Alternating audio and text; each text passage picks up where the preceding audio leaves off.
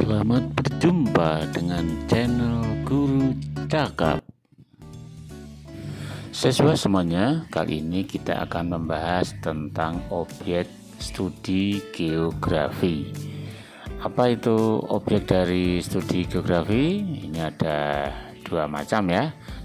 Yang pertama adalah objek material. Antara bidang ilmu yang satu dengan bidang ilmu lain dapat memiliki substansi objek atau isi yang sama atau hampir sama. Objek material dari ilmu geografi berkaitan dengan bentang lahan fisik dan bentang lahan manusia.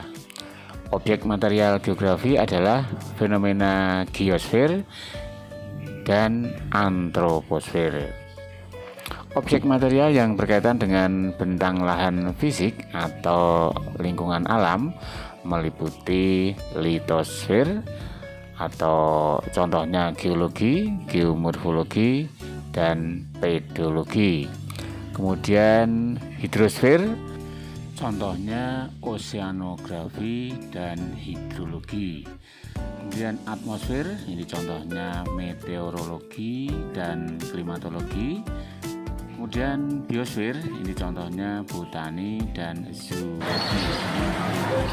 Siswa sekalian, objek material yang berkaitan dengan bentang lahan budaya atau lingkungan manusia meliputi geografi sosial, geografi penduduk, geografi kota, geografi ekonomi, geografi industri, geografi pariwisata, dan lain-lain. Berikutnya yang kedua yaitu objek formal. Objek formal geografi berupa pendekatan atau cara pandang atau sudut pandang yang digunakan dalam memahami objek material. Dalam konteks itu, geografi memiliki sudut pandang spesifik yang membedakan dengan ilmu-ilmu lainnya.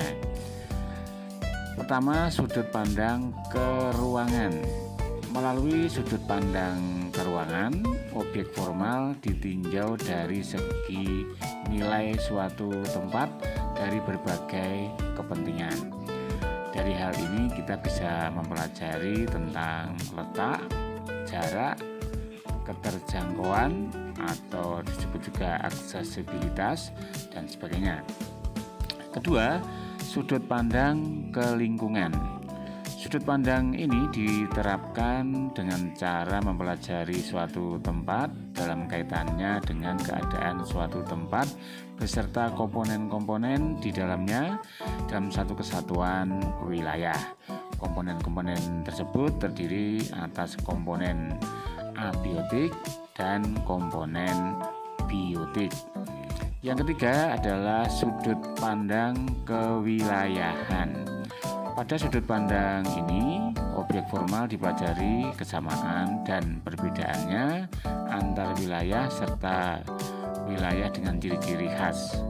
Dari sudut pandang ini kemudian muncul pewilayahan seperti kawasan gurun, yaitu daerah-daerah yang mempunyai ciri-ciri serupa dalam komponen atmosfer.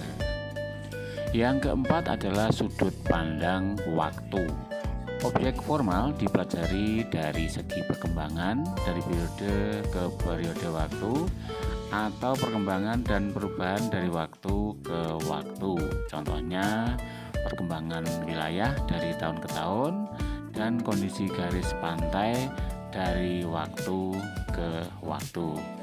Demikian siswa semuanya, terima kasih atas perhatiannya. Kita jumpa lagi pada video-video berikutnya. Dan jangan lupa untuk like, comment, subscribe, dan aktifkan lonceng agar tidak ketinggalan ketika kami mengupload video-video yang terbaru. Terima kasih.